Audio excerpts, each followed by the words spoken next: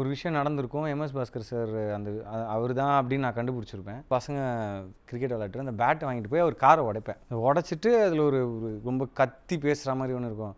இதில் ஒவ்வொரு அடியும் உன் மேலே விழ வேண்டியது, நீ பண்ண காரியத்துக்கு உன்னைய உயிரோட எரிச்சிடணும் அப்படின்னு சொல்லிட்டு அது வரும். ஸோ இது என்னென்னா டேரக்டர் சொன்னார், இது இந்த சீன் மட்டும் லாஸ்ட்டாக வச்சுக்கலாம் நான் டப்பிங்கில், ஏன்னா அது ரொம்ப கத்தணும், அதுக்கப்புறம் உங்களுக்கு தொண்டை எப்படி இருக்குன்னு தெரியல, போயிடும்னு நினைக்கிறேன். ஸோ எப்பா இது ரெக்கார்ட் பண்ணுங்கப்பா, கொஞ்சம் கஷ்டப்பட்டு டப் பண்ண போகிறேன் அப்படின்னு சொல்லிட்டு சும்மா ஜாலியாக எடுத்தது.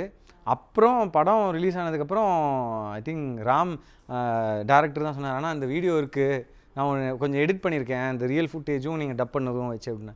அப்புறம் நல்லா இருந்தது. ஸோ அதனால் அப்படியே அது ரீலாகவும் போட்டிருந்தேன். பட் அது ரொம்ப இன்டென்ஸான ஒரு சீன். என்னென்னா எனக்கு என்னென்னா ஆப்போசிட்டில் எம்எஸ் பாஸ்கர் சார் மாதிரி ஒரு பயங்கரமான ஒரு அசுரத்தனமான ஒரு நடிகர், ஒரு சீனியர் ஆக்டர், அவரை போய் கத்த போகிறோமே அப்படின்னு மனசுக்குள்ளே ஓடிட்டுருக்கு. பட் அஃப்கோர்ஸ் அந்த சிச்சுவேஷனுக்கு அந்த சீனுக்காக அது பண்ணி தான் ஆகணும்.